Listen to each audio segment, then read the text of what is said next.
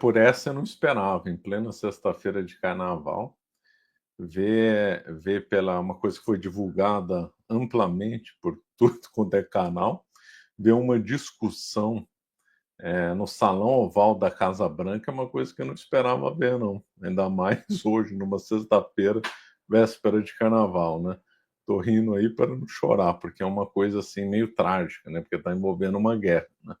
Mas por essa acho que eu e ninguém esperávamos, um bate-boca lá no salão oval. Então, como está sendo amplamente divulgado, né.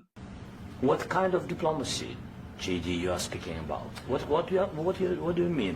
I'm talking about the kind of diplomacy that's going to end the destruction of your country. Yes, but if you Mr. are President, not Mr. President, with respect, I think it's disrespectful for you to come into the Oval Office and try to litigate this in front of the American media. Right now, you guys are going around and forcing conscripts to the front lines because you have manpower problems. You should be thanking the President for trying to bring an end to this conflict. Have you ever been to Ukraine that you say what problems we have? I have been to. Count once. I've actually watched and seen the stories, and I know what happens is you bring them on a propaganda tour, Mr. President. Do you disagree that you've had problems bringing people into your military? We have problems. And do you think that it's respectful to come to the Oval Office of the United States of America and attack the administration that is trying to prevent the destruction of your country? A lot of questions. Let's start from the beginning. Sure. First of all, during the war, everybody has problems. Even you, but you have nice ocean and don't feel now, but you will feel it in the future. God bless. You don't know that. God bless. You God don't know bless. that. You will not have a war. Don't tell us what we're going to feel. We're trying to solve a problem. Don't tell us what we're going to feel. I'm not telling you. Because I'm you're in no answering on this position to question. dictate that. That's Remember exactly what this. you're doing. not You're in dictating. no position to dictate what we're going to feel. You We're will- going to feel very you will good. feel influenced. We're going to feel I'm- very I'm good and telling very you, strong. You will feel influence. You're right now not in a very good position.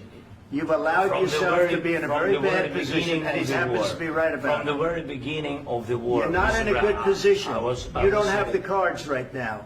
With us, you start having not playing cards. cards. Right now, you I'm don't. very You're playing serious, cards. mister. You're I'm playing very cards. serious. You're I'm gambling the with the president lives in of war. millions of people. You think- You're gambling with World War What do you- III. what do you You're think about? gambling with What do you World think War about? III.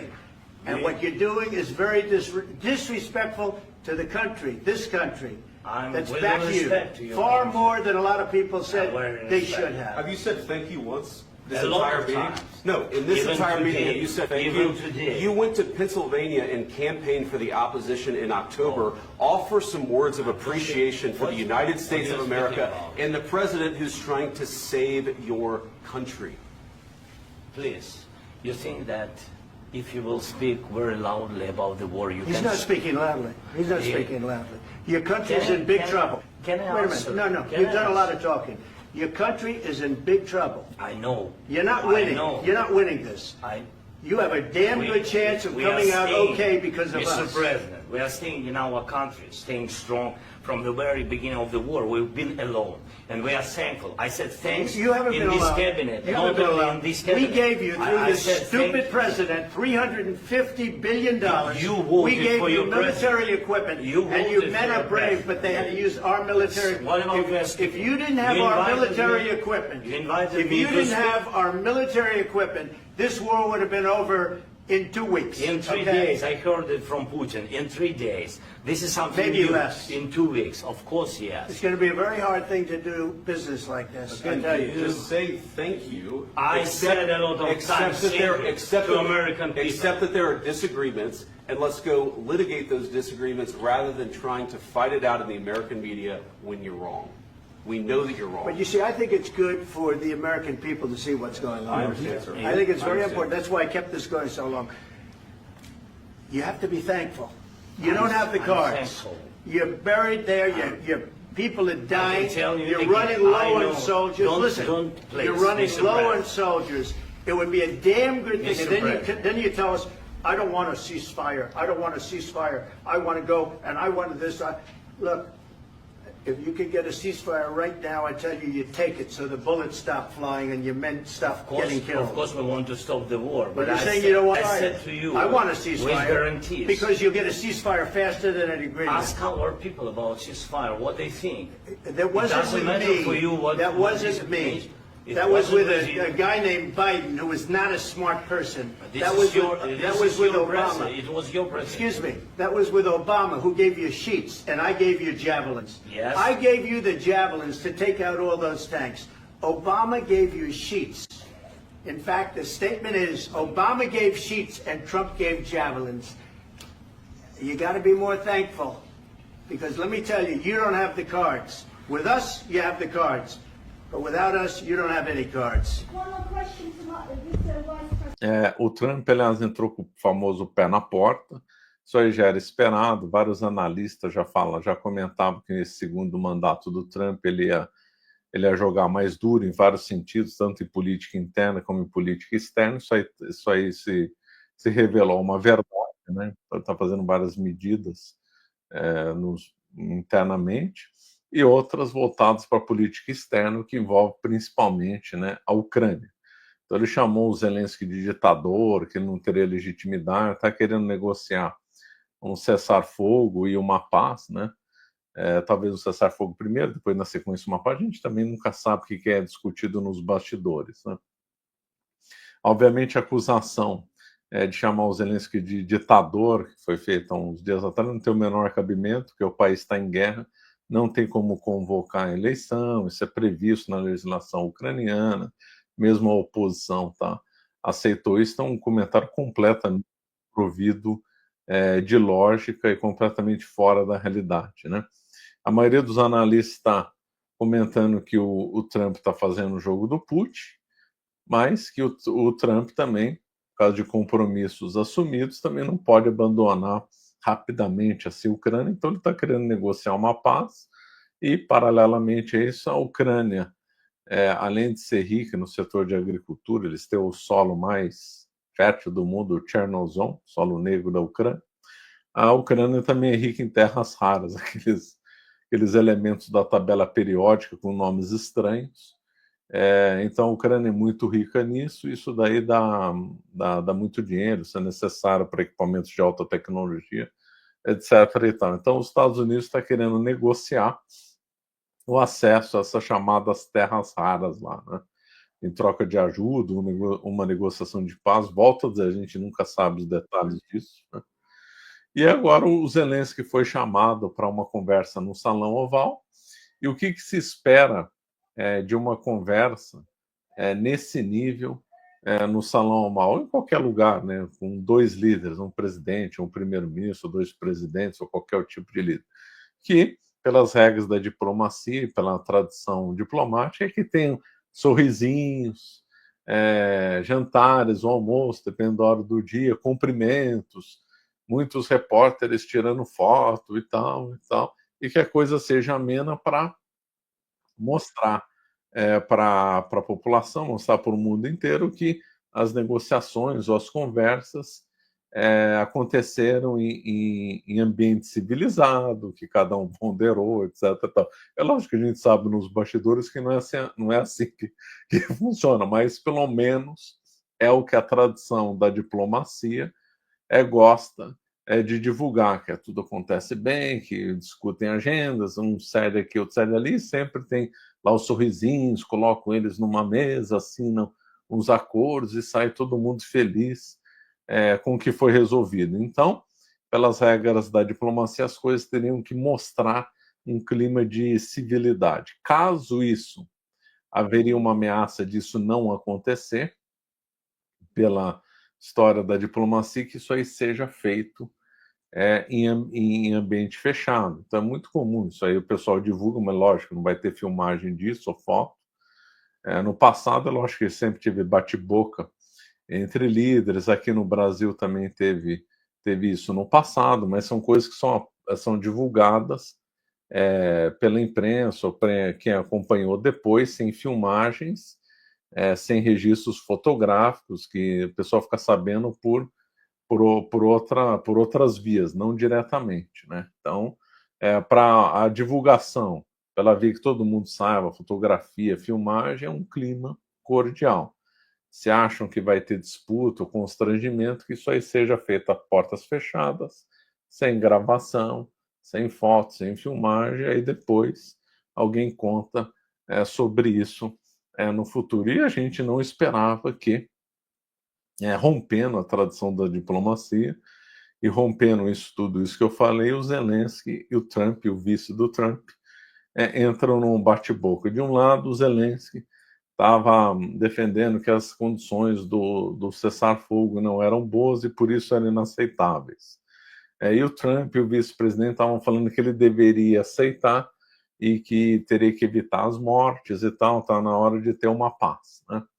Aí a coisa ficou quente porque o Zelensky falou que os Estados Unidos poderia ter esse problema no futuro. Aí o Trump retrucou que ele não sabe, não poderia falar.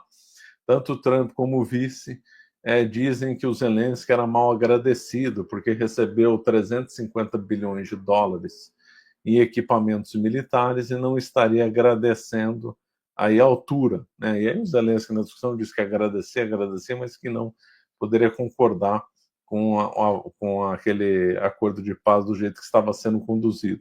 E aí as coisas se esquentaram e sobrou até para a administração anterior, para o Biden mesmo, para o Obama. O Trump chamou o Obama de que ele era, como é que ele era? Usou o termo que ele não era inteligente, is not a smart person, quer dizer, não era uma pessoa inteligente. E também sobrou para o Obama, dizendo que o Obama não tinha oferecido ajuda, e que o Trump aqui realmente enviou equipamentos militares pesados para lá. O Trump falou que essa teimosia do Zelensky poderia causar uma terceira guerra mundial. E aí, então ficou um clima muito chato, um clima muito constrangedor, né? Que não deveria ter acontecido e que viola as regras da diplomacia. O Trump acusou o Zelensky de estar ofendendo o público americano e mesmo desonrando a sala oval, etc. e tal, né? Salão oval. Então foi uma coisa realmente, por essa eu não esperava, uma coisa que realmente surpreendeu negativamente, né? Ver nos líderes de país, né, principalmente em guerra, tem gente morrendo, ficar aí num bate-boca, né? Quem deve ter comemorado isso foi a Rússia, né? A Rússia saiu, o que a imprensa noticiou, que a Rússia saiu em defesa do Trump, óbvio, né? No fundo, eles devem ter adorado os russos, porque viram o Zelensky em situação constrangedora. Os europeus, por sua vez, já em distanciamento dos Estados Unidos e já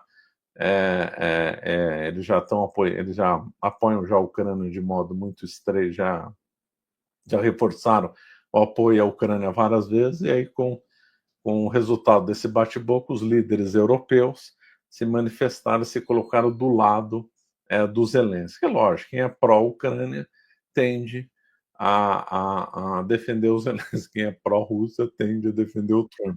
Eu acho que os dois lados erraram, né? A condução da conversa, alguém lá errou lá na Casa Branca, não poderia ter sido filmada, tinha que ser feita a portas fechadas. O Trump fez uma coisa deselegante, empurrar uma culpa e mesmo ofender o Biden. Quer dizer, era uma questão de Estado, não era mais uma questão de política, né? A questão de Estado não deve ser confundida com questão de governo. A questão de Estado é um país que é um país que tem uma determinada política ou ação, que não importa qual presidente que esteja lá e que executa determinados planos ou determinadas ações, né?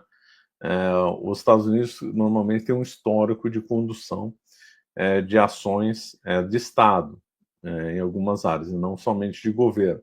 Então foi muito deselegante, ainda mais com o chefe de Estado de fora, ele falar ofensas em relação ao Biden. Obama foi extremamente deselegante, nem o Trump se falar, porque ali não era hora de uma discussão política, de um debate de televisão, de dois candidatos concorrendo a uma eleição, mas sim ele estava se referindo ao presidente dos Estados Unidos, que ele diz que é o país mais espetacular da história da humanidade. Ali era mais em relação à instituição da presidência do que uma pessoa em concreto. Ele foi extremamente deselegante ali, né? O vice também teve um momento ruim, o Zelensky apertou ele, quando o Zelensky perguntou: você esteve lá no campo de guerra para saber se as pessoas, como é que está o ambiente lá, sofrimento, as mortes? Ele gaguejou um pouco, não soube explicar, falou que não foi e que sabia por outras vias. Foi uma jogada boa do Zelensky. Por outro lado, o Zelensky também errou feio, é o que mais errou, a meu ver, porque afinal ele era o convidado, né? Não foi ele que convidou, ele era o convidado, né? Queira ou não, ele precisa do apoio dos Estados Unidos, então ele estava numa posição daquele que está pedindo, daquele que é o convidado, que está numa posição difícil, país em guerra, sem recursos, faltando gente, sempre falta material, então ele estava numa posição então de que precisa de ajuda, que precisa de apoio, e foi lá e continuou e estendeu um bate-boca desnecessário, né? Ele poderia ter sido muito mais ponderado, porque afinal ele que está precisando de ajuda não é os Estados Unidos, né? Então quando você está numa posição inferior assim, você tem que se acalmar, né? Você está lá com o Pires na mão. O Zelensky estava com o Pires na mão, não pode ir lá querer dar uma de bom, impor condições, falar para o líder da nação mais poderosa do mundo que não sabe o que está acontecendo, que não sabe como lidar, não é assim que se faz as coisas. Ele poderia ter a divergência, mas explicado com palavras mais doces,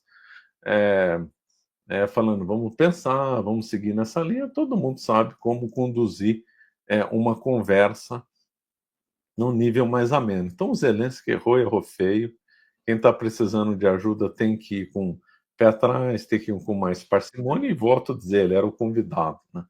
Então, realmente, os dois lados aí erraram, mas o Zelensky acabou errando mais. E depois não saiu com acordo, o Zelensky não saiu com acordo, saiu, inclusive, então, o Trump, que já não estava lá muito amigo do Zelensky, já estava com certo pé atrás, o Zelensky reforçou a antipatia que o Trump tem contra ele, quer dizer, colocou mais obstáculos, mais entraves, né?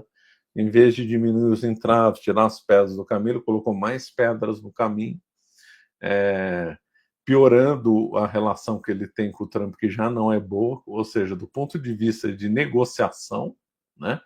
O Zelensky foi uma tragédia, né? Tragédia. Se ele precisa de auxílio de alguém que já não simpatiza muito com ele, que já criticou ele muito, ele vai encontrar com essa pessoa e começa a bater boca com ele, é pedir para as coisas não darem certo.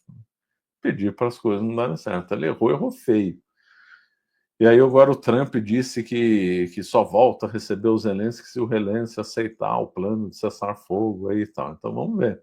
A coisa azedou para o lado da Ucrânia, para o lado da pessoa do Zelensky. Pode ser que aí a oposição e até mesmo gente da Ucrânia talvez veja que o Zelensky não teria mais condições de negociar aí uma paz e mesmo de liderar a Ucrânia. Estou falando em extremo, né? Por causa dessa situação altamente constrangedora lá no Salão Oval. Vamos ver, né? O que vai acontecer, os desdobramentos. Quem sai ganhando nisso é a Rússia, obviamente.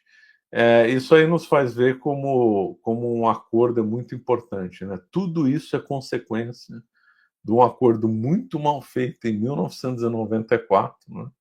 Chamado Memorando de Budapeste, na qual a Ucrânia renunciou às suas armas nucleares em favor de paz. Quer dizer, uma coisa completamente delirante. Como é que uma nação, como é que os negociadores da Ucrânia aceitam isso, gente? Como é que eles aceitam? Depois as cláusulas foram mal colocadas, os Estados Unidos teriam dado garantias, mas essas garantias não foram detalhadas no documento quais seriam, né?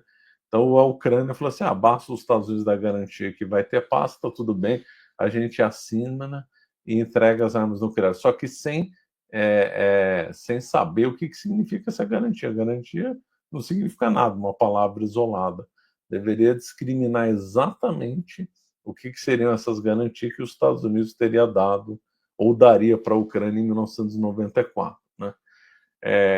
Então, um acordo extremamente mal feito.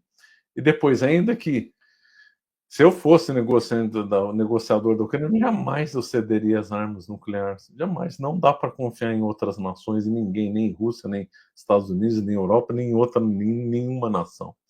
O que esses líderes da Ucrânia fizeram foi uma traição à Ucrânia, em entregar bombas atômicas, que seria a única garantia de paz da Ucrânia, única garantia de paz eles terem bombas atômicas, entregar em torno de garantias vagas, de promessas igualmente vagas e que sabendo que as nações, o que as nações mais fazem ao longo da história é descumprir acordos e descumprir promessas. Como é que se abandona isso? Uma nação que é pobre, que a única coisa que a protegia da fúria russa são armas atômicas, e você renuncia a isso num acordo muito mal feito, sabendo que mesmo que fosse bem feito o acordo, as nações poderiam descumpri-lo no futuro, como sempre foi regra na história da humanidade. Uma grande traição, a Ucrânia fizeram esses líderes em 1994. Essa aí que é a raiz do problema, né? A Rússia acabou invadindo a Ucrânia, 10 anos depois, não, 20 anos depois aí fez essa nova invasão há 3 anos, né? E esse memorando de Budapeste não serviu para nada, né? Então foi um grande erro. O Bill Clinton deu uma declaração dizendo que se arrependeu desse acordo aí de 1994, né? Realmente ele também tem culpa, né? Então, você vê como nenhuma nação pode se abdicar dessas linhas de defesa, nada, porque é a única coisa que resta, não dá para confiar em ninguém, né? Então, a coisa na Ucrânia segue trágica, segue com gente morrendo, o melhor mesmo é paz, claro, as paz têm que ser negociadas, porque nós estamos falando de vidas humanas, e esse desastre dessa reunião no Salão Oval justamente vai atrapalhar completamente isso daí. Vamos acompanhar aonde vai dar isso daí, né? É lógico que isso daí todo mundo gostou, porque o povo gosta de ver discussão, o povo gosta de ver briga, gosta de ver isso, mas isso aí também revela também o fracasso, né, da diplomacia, porque isso aí não poderia chegar no público uma discussão dessa. Realmente, por essa eu não esperava, não. Faltou aí bom senso de tudo quanto é parte nessa história. Bom, vamos ficando por aqui, lembrando que os nossos livros sobre a Idade Média estão em promoção, né? Não livros que eu escrevi, né, que podia dar a impressão que eu escrevi. Nós, porque nós, da editora Caravelas, editamos os livros, está em fase final aí de tradução, editoração, e a promoção aí dos livros da Idade Média termina no dia 6 de março, com desconto de 30%. Então não perca a oportunidade de comprar excelentes livros sobre a Idade Média, né, com desconto. Inclusive o da Cavalaria realmente é uma obra-prima, né? Esse livro é um livro que todo mundo deveria ter na estante. É o melhor livro que existe sobre a Cavalaria.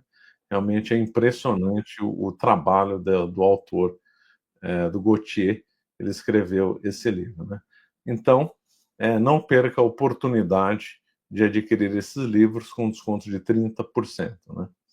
Vai só até o dia 6 de março. Então, não deixe para depois, que senão a promoção aí acaba, né? Bom, vamos ficando por aqui. Obrigado.